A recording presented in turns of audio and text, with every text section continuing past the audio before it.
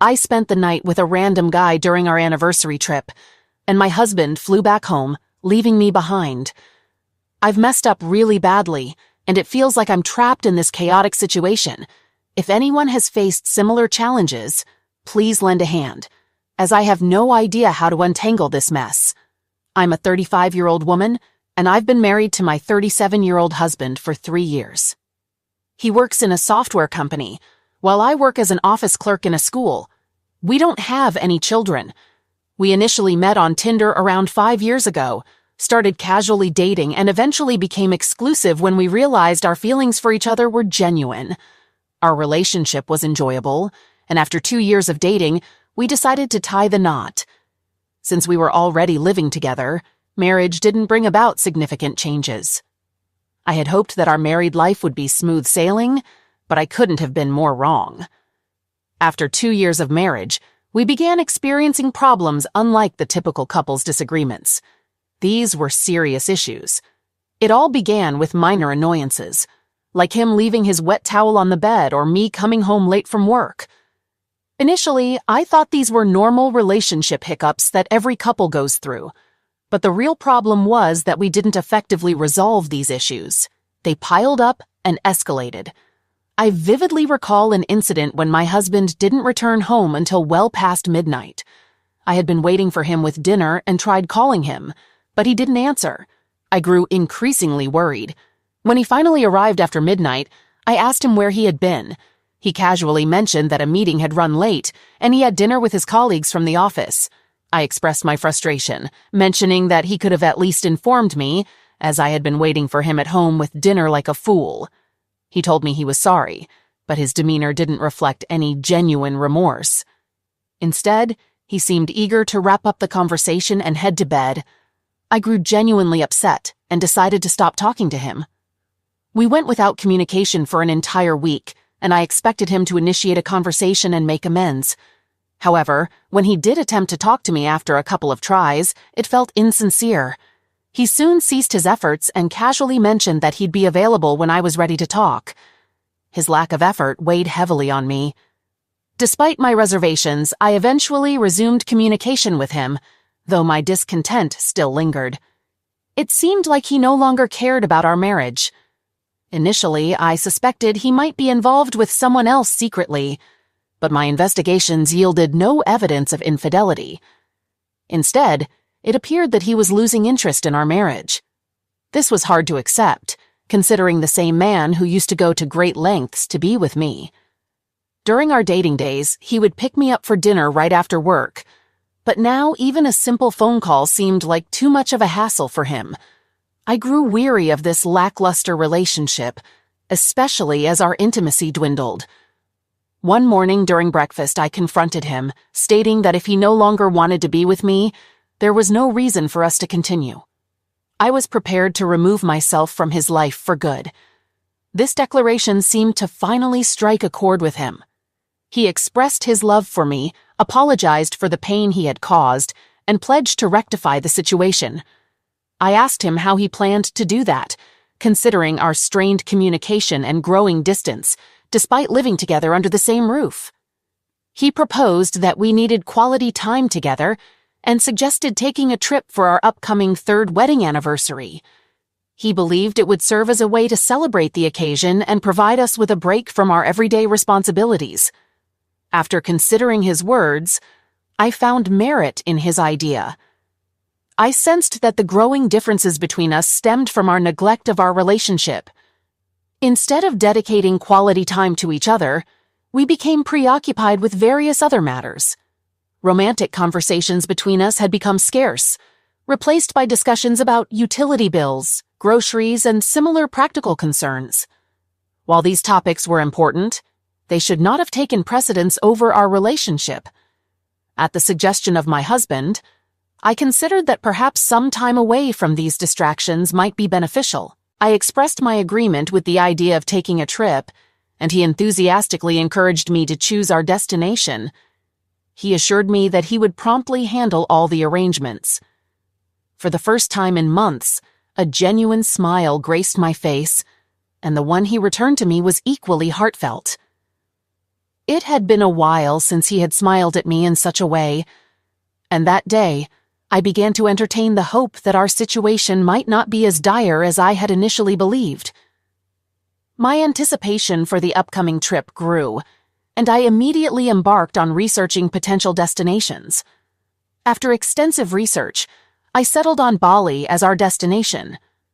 Given that both of us had an affinity for beaches, and Bali boasted some of the most stunning ones, it appeared to be the perfect choice. I eagerly awaited my husband's return from work to discuss the idea. Everything seemed to have taken a 180-degree turn in our relationship. What was once a source of distress had now transformed into excitement. I broached the subject of Bali with my husband, and he shared my enthusiasm, committing to making all the necessary arrangements. After several months of estrangement, intimacy returned to our relationship that night, igniting a sense that our challenging phase might soon come to an end. I began preparing for our trip, which was slated to last a week. We had both taken time off work to fully enjoy our vacation, and when the day arrived, we departed for Bali. The lengthy 22-hour journey left me feeling exhausted upon our arrival. To my surprise, my husband had booked a luxurious suite for us at a high-end resort in New Baud. My excitement soared, and we once again shared intimate moments. However, before long, I noticed his waning interest. Concerned, I asked him what was troubling him and why he was acting distant, but he brushed it off, attributing it to jet lag and the need for rest after our lengthy flight. We decided to take some rest before embarking on our planned exploration of the scheduled attractions. I had meticulously prepared a detailed itinerary to ensure we had a wonderful time during our stay. The following day, we visited Lavina Beach, renowned for its beauty. Our resort had thoughtfully arranged for a taxi throughout our stay. However, my husband began exhibiting the same aloofness he had displayed in recent months. He seemed disinterested, either engrossed in his phone or maintaining a stony silence. My attempts at conversation were met with vague or monosyllabic responses. I speculated that perhaps he needed time to adjust to the new environment, hoping that his indifference might fade over our week-long stay. Upon returning to our resort, he retired to bed, claiming to have a headache. Another day followed in the same fashion. While we explored Bali, my husband continued to exhibit a lack of interest, both in me and in the surroundings. We appeared as two people merely accompanying each other on a vacation. Finally, our anniversary arrived, yet his behavior remained unchanged. Our plan was to explore Ubud, renowned for its arts and crafts in Bali. I had chosen this thinking it would align with my husband's interests. Throughout our time together, he had consistently shown a keen interest in arts and crafts. Whenever he traveled, he would often return with craft items. I had hoped that delving into this artistic world would brighten his mood, but my hopes were dashed. His demeanor remained unchanged. Instead of drawing closer during this trip, we seemed to be growing more distant. I had donned a beautiful paisley dress, specifically chosen for our anniversary. However, my husband barely glanced at me, let alone offered a compliment or initiated a conversation. That day, a whirlwind of emotions washed over me, including hurt, dejection, and frustration. I couldn't comprehend why my husband had brought us to Bali if he had no intention of engaging with me. He had been the one to suggest this trip, and now his distant behavior left me deeply wounded. My emotions spiraled out of control, reaching a breaking point. I had grown weary of his irrational behavior. The moment we returned to our suite, I confronted him, demanding to know what was troubling him. When he began offering the same flimsy excuses he'd been giving throughout the trip, my anger escalated rapidly. I unleashed a tirade, berating him for taking me for granted. His temper flared in response. He argued that nothing he did seemed to satisfy me. Despite arranging our impromptu trip to Bali, I was shouting at him instead of showing appreciation. Our voices rose in a heated exchange. Eventually, he stormed out of the room, expressing a need for space. I didn't try to stop him. Left alone, I lay in bed, attempting to sleep. However, sleep eluded me as the earlier argument replayed in my mind. The more I dwelled on it, the more tears welled up. Sleep became an unattainable goal. Meanwhile, my husband remained absent from the suite. Deciding it was better to leave the large, empty room than stay there alone, I ventured to a nearby bar. Although we had visited the resort's bar a few days prior, I sought a change of scenery that night.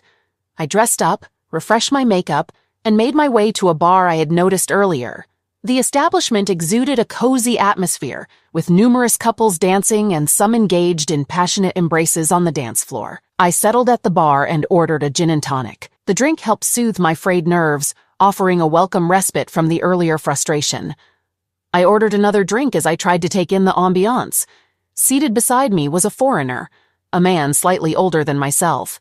At first, I didn't pay much attention to him, engrossed in scrolling through Instagram on my phone. After quickly finishing my drink, the stranger struck up a conversation with me.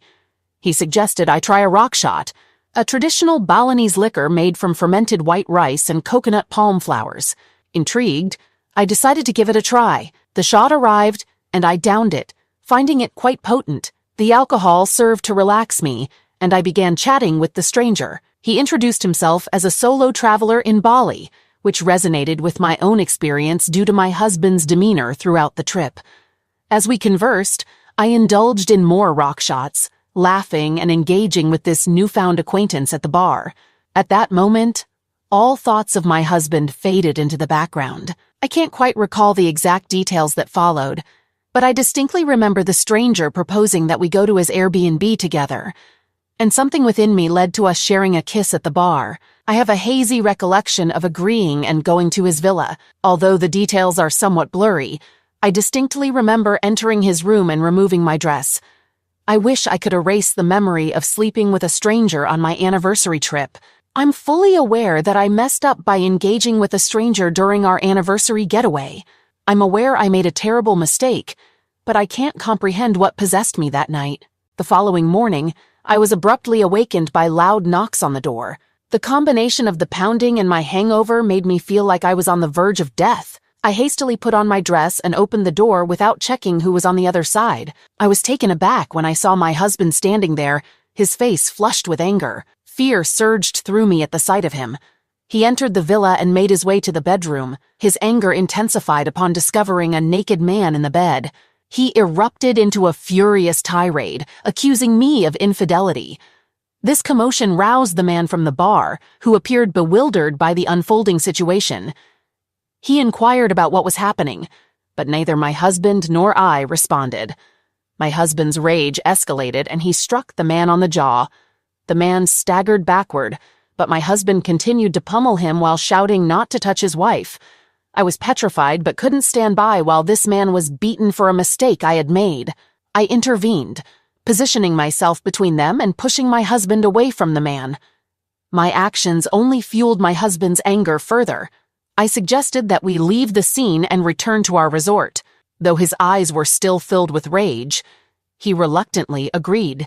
We made our way back to the resort, and during the entire journey, my husband regarded me with a seething hatred that I could scarcely bear. Upon arriving at the resort, my husband slammed the cab door with such force that even the cab driver appeared alarmed. I followed him, understanding that his anger was justified, but I couldn't comprehend what had come over me last night. I had never felt so vulnerable before. In our room, I pleaded with my husband to listen to me, but my words fell on deaf ears. He began to toss objects around, shattering everything that had adorned the shelves as decorations. His shouts about how I could do this to him only fueled his growing rage. A call from the resort's front desk interrupted the tumult, as nearby guests grew concerned. This intervention had a calming effect on my husband. He disliked creating scenes. He ceased his shouting and the destruction of property, but his anger still smoldered. He started packing his belongings, and when I questioned his actions, he replied that if he had to look at my face any longer, he might do something drastic to me or the other man. He was leaving and going back. I implored him not to go, but my pleas fell on deaf ears. His hatred for me had consumed him to the point where nothing else mattered. Shortly after, he left me alone, telling me he didn't want to see my face, so I shouldn't bother returning home. I spent the entire day crying, reflecting on and regretting my actions. Any hope of reconciling our relationship had been obliterated by my own actions. It was devastating to realize that I had destroyed our relationship with my own hands. The loathing I saw in my husband's eyes was tearing me apart. After spending the entire day in bed sobbing, I eventually decided to return home. Staying alone at the resort seemed pointless. I called the hotel front desk and arranged for a flight ticket back home as soon as possible. The next day, I arrived at the airport for my flight back home. The hotel staff had questioned my decision, as urgent flight tickets were quite expensive, costing over $2,000, and our room had already been paid for the entire week.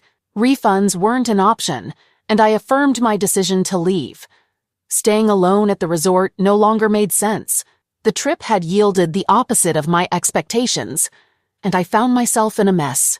The journey back home took over 24 hours, during which I felt anxious and frustrated, leading to bouts of vomiting. By the time I reached the airport, I was mentally and physically exhausted. Despite my desire to return home and reconcile with my husband, I lacked the energy for it. Instead, I chose the easier path and moved in with my parents, who conveniently lived in the same city. Given that my husband had already told me not to come home, and I lacked the strength to plead for his forgiveness at that point, I decided to give him some space. I planned to gather my thoughts and regain my energy before facing him and figuring out how to appease his anger. At my parents' house, I slept through the first 2 days, but my health showed no improvement. Frequent episodes of vomiting and nausea persisted, prompting my mother to suggest seeing a doctor. I agreed and visited our regular doctor, informing her about my fever and vomiting. Her question about my last menstruation took me by surprise, as I hadn't even considered the possibility of being pregnant. My irregular menstrual cycles had led me to dismiss this possibility. After sharing all the details with the doctor, she recommended a pregnancy test, which could be done either at home or in the hospital, with the latter option being more reliable. I opted for the hospital test. As I went through the procedure instructed by the nurse, anxiety flooded my mind. I couldn't recall whether I had used a rubber with the stranger, and I had no means of contacting him. My heart raced as I contemplated the consequences of a positive result. How would I face my husband? I didn't have to wait long for the results. The hospital sent my reports by that evening, revealing that I was pregnant. The shock hit me hard, as it felt like my world was crumbling. Tears welled up in my eyes when I noticed something else in the report. I was 4 weeks pregnant, which meant the child was my husband's. Memories of the night he suggested our trip flooded back, a night I had forgotten. We had become intimate after a long while, and although I was on birth control pills because we didn't want a baby, I must have forgotten to take them. It suddenly made sense why my emotions were so heightened during our trip. It was due to my pregnancy. I hoped that this news might lead to my husband forgiving me now that we were going to become parents. I kept wishing for reconciliation and a chance to move forward from my mistake. I chose not to immediately inform my parents about the pregnancy, believing it was only fair for my husband to be the first to know. That evening, I went to our house with my luggage, but to my surprise, the door wouldn't open with the passcode. I wondered if my husband had changed the locks. Frantically, I called him, but his phone was busy, which was unusual for him. I grew confused and questioned whether he had blocked me, with uncertainty about what to do next. I waited outside our house for an hour, hoping he would either answer my call or return home. When neither happened, I returned to my parents' house. I lacked the energy to explain everything to them, so I made up an excuse, claiming my husband had gone somewhere, and I didn't want to stay alone. I knew they didn't fully buy my explanation, but they chose not to press further and allowed me to be as I wished. So that's the summary of what has transpired in my life over the past few months. I acknowledge it's an unusual situation, but it's my reality, and I'm unsure about my next steps. My husband refuses to communicate with me, and I'm unable to return to my house, all while carrying our unborn child. I'm at a loss for words to soothe his anger. If anyone has any suggestions, please share. Thank you for listening thus far. An update. It has been 4 months since I shared my story. Before I delve into what unfolded afterward, I want to express my gratitude to all the kind people who commented and supported me. Your kindness means the world to me. The morning after my return to my parents' house, I had a scheduled appointment with my gynecologist. Knowing my husband would likely be at the office, as he was the type to go even with a high fever, I decided to meet him first and then proceed to the gynecologist. My hope was that after revealing my pregnancy, he would accompany me to the doctor. When I encountered my husband, his anger had intensified, surpassing his previous state. Although he didn't raise his voice, the intensity of his anger was palpable in his eyes, sending shivers down my spine. Fear gripped me once more. He pulled me aside on his office floor, gripping my arms rather tightly, and demanded to know why I was there. I explained that I had come to meet him. His response was far from welcoming. He expressed his hatred towards me and instructed me to stay away from him. Despite the hurtful words, I mustered the courage to reveal the truth. I told him I was pregnant. What unfolded next still haunts me. He laughed at me, suggesting I should go back to Bali and inform that man. He believed the man from that night was the father of this child.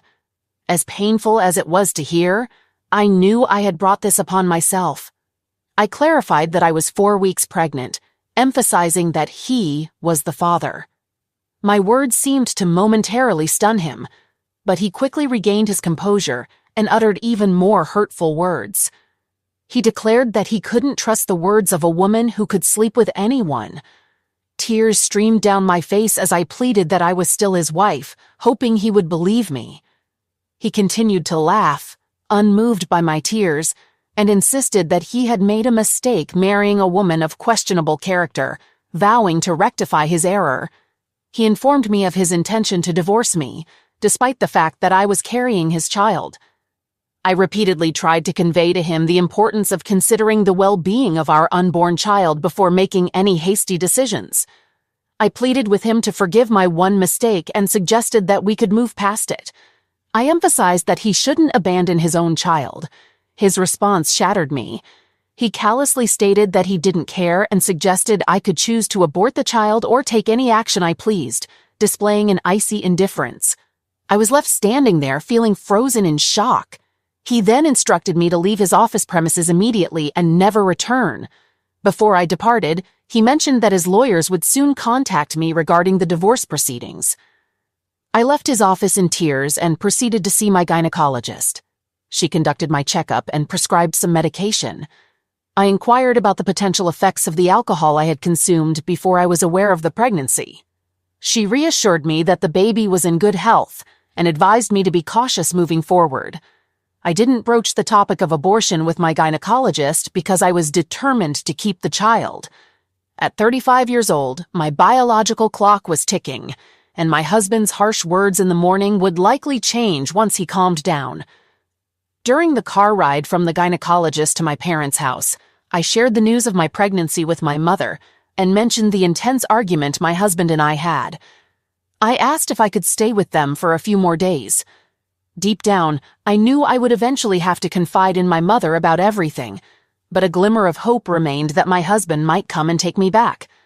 I resumed going to work, and I made numerous attempts to call my husband throughout the day, but his phone was always busy. He had blocked my calls for good.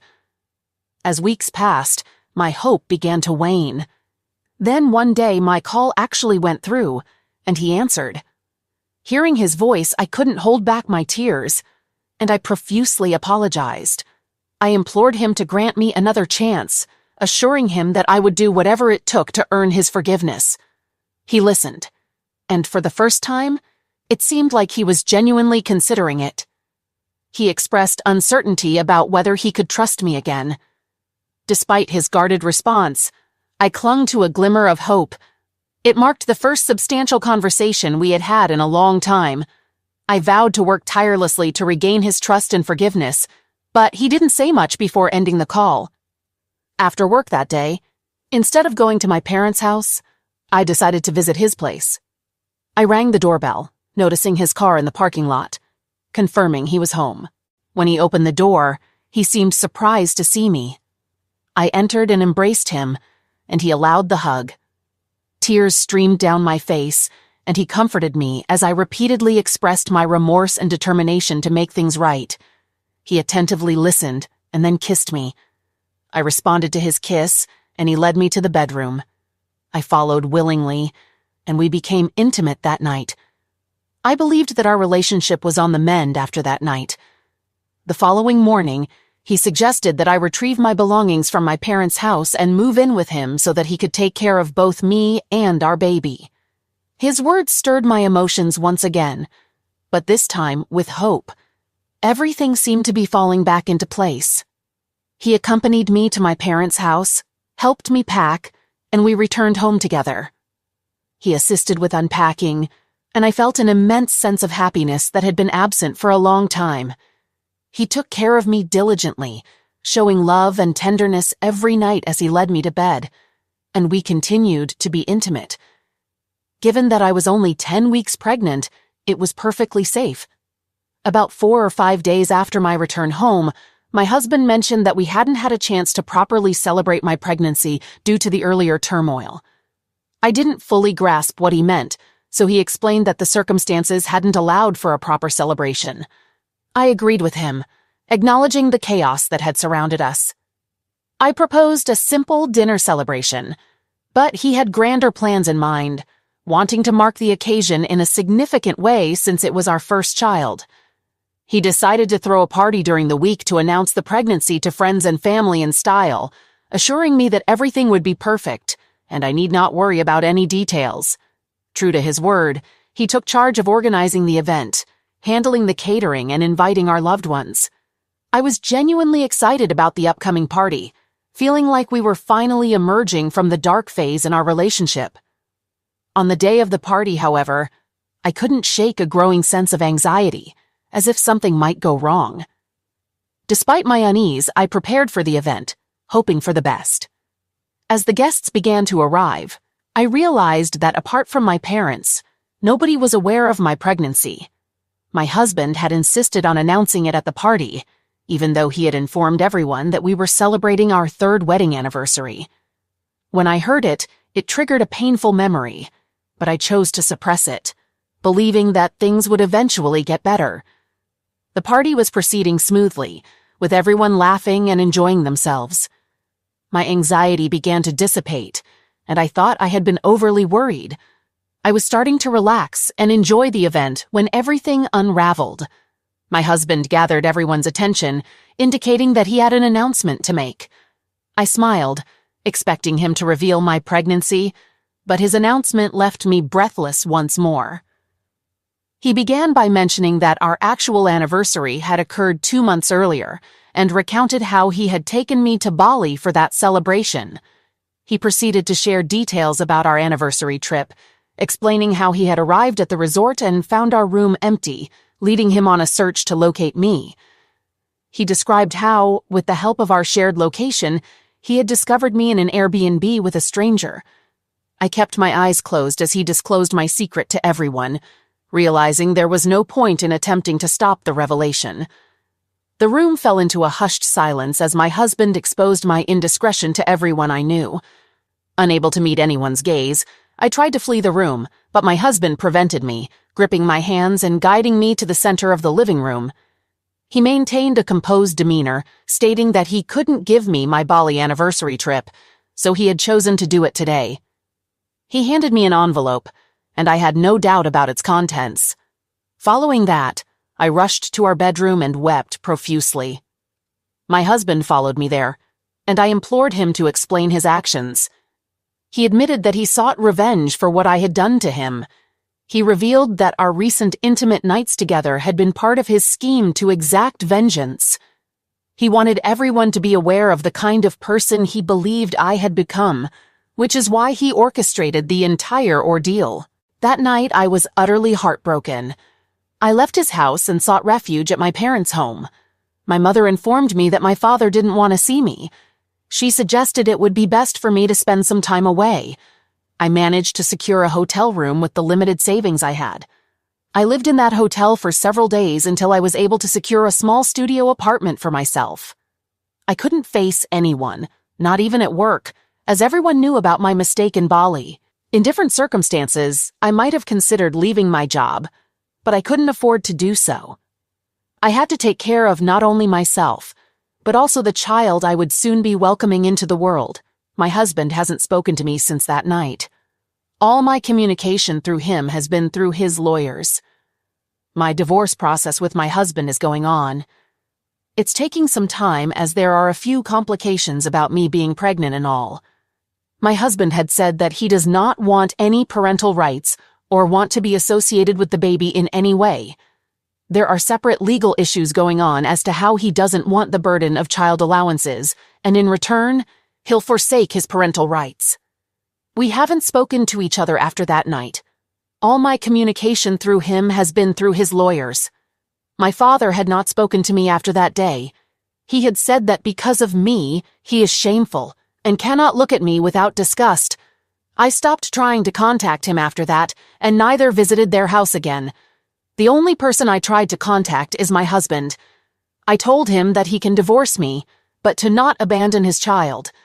I told his lawyers that the child is going to need their father, but they said my husband had told them clearly that he doesn't want anything to do with me or the child. The words hurt, but it didn't surprise me. After everything that has happened, this was quite expected of him. I'm currently 5 months pregnant. My bump has started showing. Everyone at work gives me looks, no doubt wondering whose child this is. It seems to everyone that I conceived this child in Bali since my husband is forsaking his parental rights. I don't know how to explain to everyone that this is the child of my husband only. I feel so confused right now and don't know what to do. I just hope that everything gets better, if not for me, then for this child.